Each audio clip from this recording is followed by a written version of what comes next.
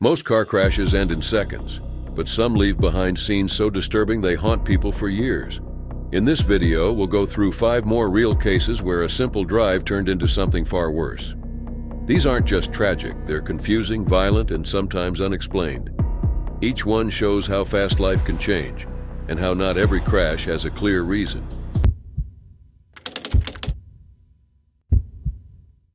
It was October 31st, 2006 in Lake Forest, California. 18-year-old Nikki Catsouras had just finished lunch with her family at home. A quiet, creative college freshman with a love for photography, Nikki wasn't known for being impulsive. But that afternoon, she did something unexpected. She took her father's Porsche 911 Carrera without permission. Her mother, Leslie, saw Nikki drive off just 10 minutes after her husband, Christos, had left for work. This was unlike Nikki. She had never driven the Porsche before. Alarmed, Leslie called Christos immediately. He turned around, contacted emergency services, and began searching for her. What happened next was something no one could have imagined. Around 1:38 p.m., Nikki was driving on the 241 toll road at over 100 miles per hour. While changing lanes, her car hit a Honda Civic, causing her to lose control. The Porsche veered across the median and into oncoming traffic before crashing into a concrete toll booth. The damage was so severe that Nikki passed away instantly. The car was nearly destroyed, and the scene left first responders visibly shaken. When her parents arrived at the site, they were met with a heartbreaking reality. Due to the condition of Nikki's body, the coroner did not allow them to see or identify her directly. The loss itself was overwhelming, but what followed made everything far worse. Days later, Nikki's family learned that graphic photos from the crash had been leaked online. These images, taken by the California Highway Patrol as part of their investigation, were never meant to be shared. But somehow they were. 2 CHP employees, Aaron Reich and Thomas O'Donnell, admitted to distributing the photos. Reich sent them to several people, including friends. O'Donnell claimed he only emailed them to himself. Though both violated department policies, what came next was far more damaging than anyone anticipated. The photos spread rapidly across the internet. They appeared on social media, websites, and in email chains. Some sites used them for fake tributes. Others posted them with insulting captions. People started calling Nikki Porsche Girl, mocking her in the accident. Her family even received the images directly, once with a message that read, "Woohoo, Daddy, hey, Daddy, I'm still alive." The harassment was relentless. Nikki's parents, Christos and Leslie, were sent the photos over and over again. Leslie stopped checking her email entirely. The family pulled Nikki's younger sister Danielle out of school after someone threatened to put the photos in her locker. Their lives were turned upside down by strangers who found entertainment in their grief. The Catsouras family tried everything to stop the images from spreading. They sent legal notices to websites, contacted web administrators, and used tools to block the photos from search engines. But every time they removed one, another would pop up. It felt endless. What made it even harder was knowing the images had come from the people who were supposed to protect them. The public's reaction only added to their pain. Many online comments blamed Nikki, calling her privileged and reckless, and saying she got what she deserved. Eventually, the family filed a lawsuit against the California Highway Patrol for negligence and emotional distress. At first, the case was dismissed. There were no clear laws at the time to protect families in such situations. But the Catsouras family didn't give up. In 2010, the California Court of Appeal ruled in their favor. The court said the family did have the right to sue and called the dispatcher's actions unacceptable. 2 years later, the family reached a settlement for $2.37 million. Although the money couldn't undo the damage, it brought some closure. The family hoped their case would help others protect their loved ones' dignity in similar situations. But even now, the images haven't disappeared. They still resurface online. For the Catsouras family, Nikki's memory remains deeply personal. What happened to them shows just how far online cruelty can go, and how difficult it is to escape once it starts. It was July 26, 2009 in Westchester County, New York. Diane Schuler, a 36-year-old mother of 2, was driving her brother's minivan with 5 children inside, her own son Brian and her 3 nieces, after a weekend of camping with family. Her husband Daniel followed behind in his truck with the family dog. They were heading home to West Babylon. The morning started like any other. Around 9:30 a.m., the group packed up and left the Hunter Lake campground in Parksville. On the way, they stopped at McDonald's for breakfast. Witnesses said Diane appeared completely normal at the time. They made another stop at a Sunoco gas station where Diane asked for pain medicine, but the store didn't have any in stock. At 11 a.m., Diane called her brother Warren to say they were running late because of traffic. But an hour later, drivers began reporting a minivan driving erratically on the highway, tailgating, honking, flashing its lights. Some even saw a woman vomiting on the roadside. At 12:58 p.m., Diane's 8-year-old niece Emma called her dad in a panic. She said her aunt couldn't see properly and wasn't acting normal. Warren called Diane back and noticed she sounded confused and was slurring her words. She even called him by the wrong name. Still, Diane insisted everything was fine and blamed the kids for making noise. Warren told her to pull over and wait for him. He left immediately to meet her. But by the time he arrived, Diane was gone. At 1:30 p.m., Diane entered the Taconic State Parkway, but she went the wrong way. She drove south in the northbound lanes, speeding over 80 miles per hour. Witnesses described the van flying toward oncoming traffic. Some cars swerved, but others didn't have time. At 1:35 p.m., the minivan crashed head-on into a Chevrolet Trailblazer, which then hit another vehicle, a Chevrolet Tracker. It all happened in less than 3 minutes. 7 people died at the scene. Diane, her 2-year-old daughter Erin, and her 3 nieces, 5-year-old Kate, 7-year-old Allison, and 8-year-old Emma, were all gone. The Trailblazer's 3 passengers, 81-year-old Michael Bastardi, his 49-year-old son Guy, and their 74-year-old friend Dan Longo, also didn't survive. Diane's 5-year-old son Brian was pulled from the wreckage alive but badly hurt.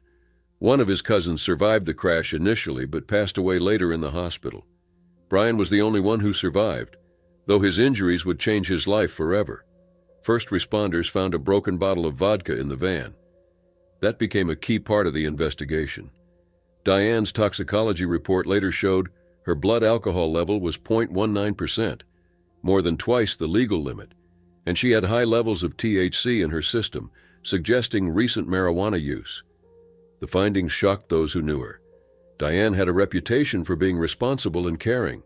Her husband Daniel strongly denied that she ever drank around their children or used drugs.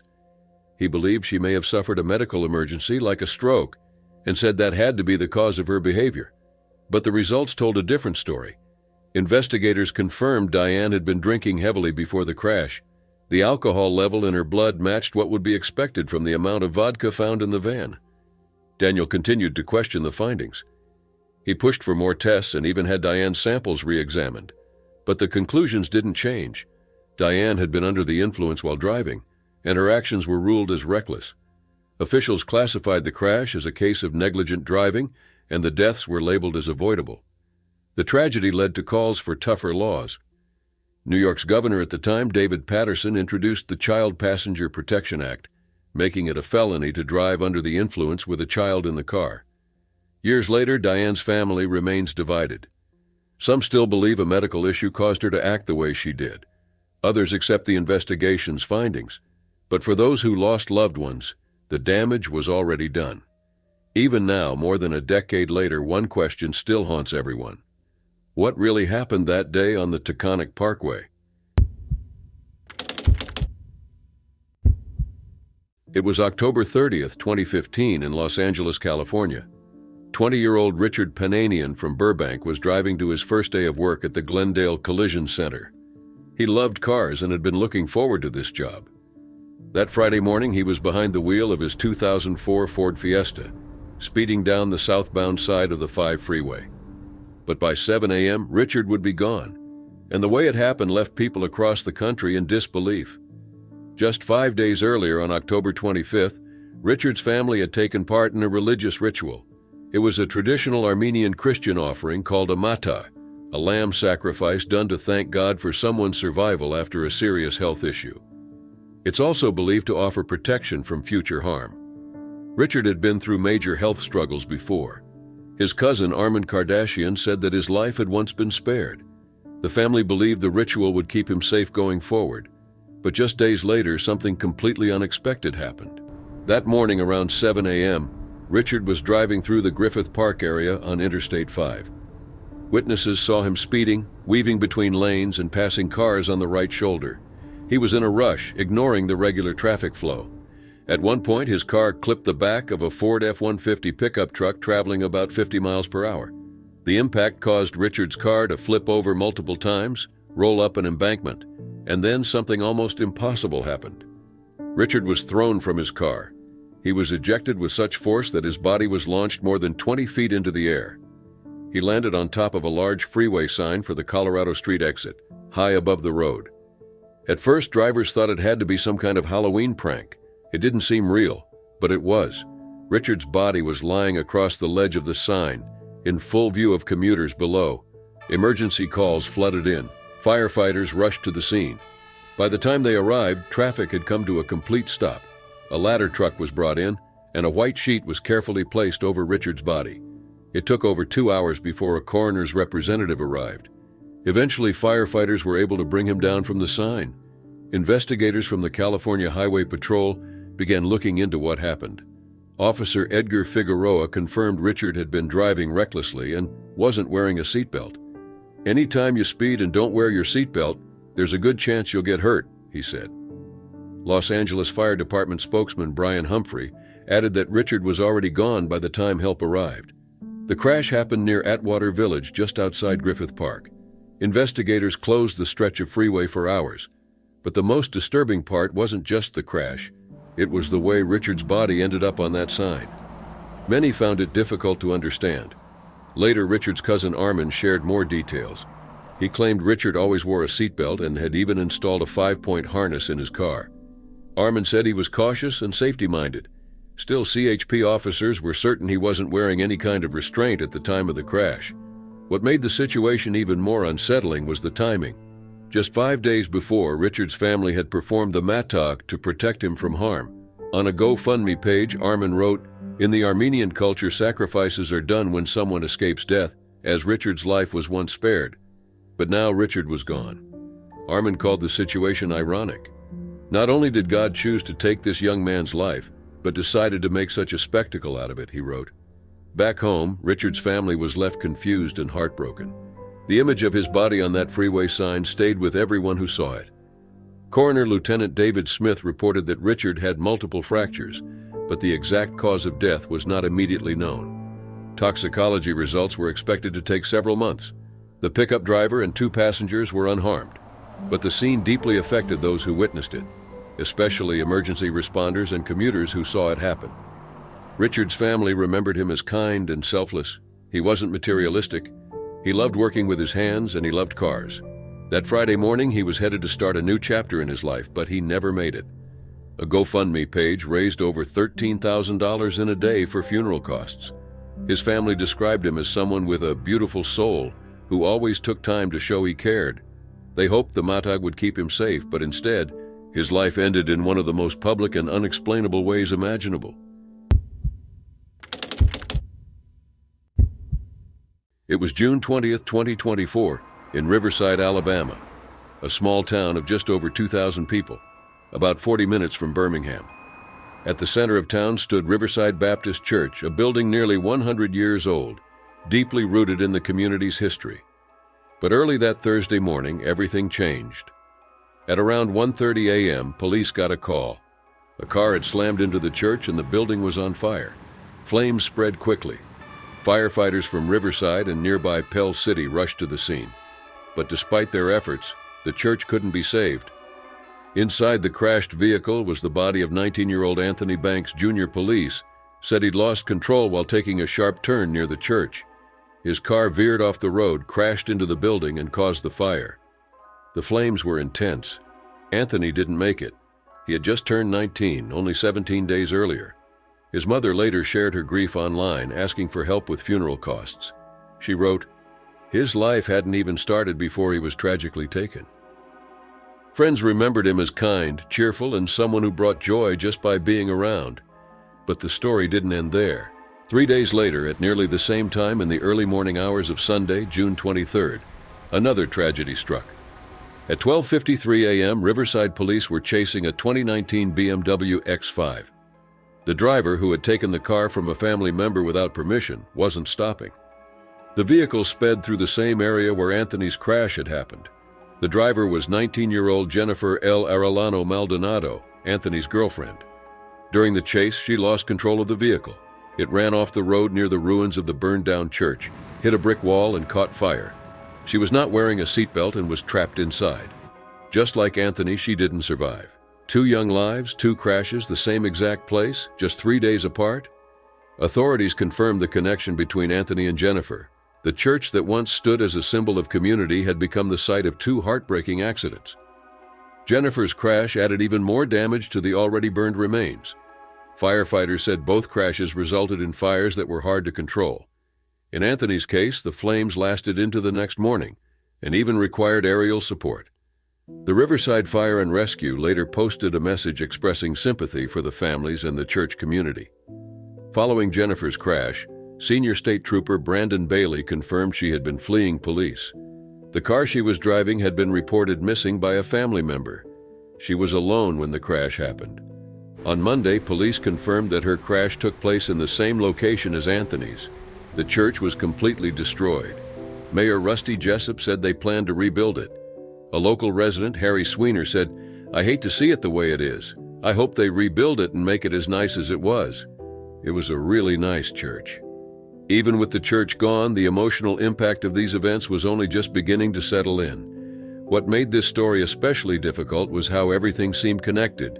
2 teens in a relationship, both gone in fiery crashes at the same spot, just days apart, and almost at the same time of night. Investigators are still working to understand what happened. It's unclear whether either crash was intentional. Police are looking into possible factors like mechanical issues, emotional distress, or other influences. Anthony's mother has continued posting tributes to her son. A GoFundMe she created had raised $450 by midweek. She wrote, "As I write this, tears flow uncontrollably. Praying for this all to be some nightmare we will all wake from soon." The Alabama Law Enforcement Agency and the Riverside Police Department are still reviewing both incidents. For now, there are no clear answers. Just a destroyed church, a sharp curve, and 2 lives cut short in a way no one in this quiet town could have expected. It was September 3, 1999, in Ontario, Canada. Highway 401, North America's busiest highway, started out like any regular Friday. The skies were calm, people were headed to work, trucks were moving goods. But just after 8 a.m., everything changed. Near the Manning Road overpass, about 10 kilometers east of Windsor Airport, a thick fog suddenly rolled in. It wasn't just light mist. It was so dense that drivers could barely see a meter ahead. No warnings had been issued. A tractor-trailer began to slow down inside the fog. Another truck behind it was too close and couldn't stop in time. It jackknifed, blocking the lanes. Within seconds, more vehicles crashed into each other. No one could see what was waiting ahead. What followed were 5 separate crashes that happened within minutes. In total, 87 vehicles were involved. Fires broke out. Explosions erupted. One officer later described the scene as a massive fireball. 7 people died at the scene. 1 more passed away later in the hospital. 45 others were injured, some seriously. Several cars melted together in the fire. Some people were trapped inside. A few tried to run to safety, but the fog made that nearly impossible. Constable Lee Bate from the Ontario Provincial Police had planned to leave work early for a ball tournament, but when the crash call came in, she responded right away. She noticed mist rising from nearby fields, not knowing how bad things really were. To get to the crash site quickly, she drove in reverse up the westbound ramp. Dispatchers were confused, but it was the fastest way. When she arrived, she found cars piled together, people crying out for help, others in shock. Moments later, a loud explosion happened just 25 meters away. A firefighter tackled her to the ground to protect her. She never found out who he was. That weekend felt like a blur for Badi, but she still made it to her ballgame. Every September 3rd, she remembers that day. Kirk Wallstedt, who lived about a kilometer away, was feeding his peacocks when he heard the sound of crashes. He was a lawyer at the time, now the deputy mayor of Lakeshore. Fog had covered everything. He rushed to the highway where his father and brother had already arrived. More vehicles were still crashing. Wallstedt helped carry people out of the wreckage and placed them in his truck. On his father's property, they set up a triage spot under a tree. Survivors waited there, some hoping for news, others badly hurt. But not everyone made it out. Some remained trapped. Wallstedt says he still dreams about it. That morning, the Windsor Airport weather system failed. It didn't catch the fog and no alerts went out. That failure may have cost lives. This part of Highway 401 already had a bad reputation. Built in the 1950s and 60s, it had just 2 lanes in each direction with long, straight roads cutting through flat farmland. Drivers often lost focus, something known as highway hypnosis. The shoulders were gravel and the median was narrow. Accidents happened often. Locals had even started calling it Carnage Alley. In 1999 alone, 22 people had already died on that stretch. Just days before the crash, the transportation minister had described the road as pleasant to drive. Gary McNamara, then the deputy mayor of Tecumseh, got a call while heading to work. What he saw left him speechless. Some victims couldn't be rescued. One young woman couldn't be pulled from her car. Telling her family was one of the hardest moments of his life. The cleanup lasted for days. The highway needed repaving. The government added rumble strips and more patrols, but people felt it wasn't enough. A coroner's inquest made 25 safety recommendations. Lawsuits followed. In 2004, Ontario began a $322 million upgrade. It finished in 2010. Still by 2016, many parts of the highway remained the same. In 2017, another crash took 2 more lives. This sparked new public anger. That year, high-tension cable barriers were added. Residents pushed for a full concrete barrier. By 2023, some sections were completed. As of 2024, work is still ongoing. That foggy morning changed everything.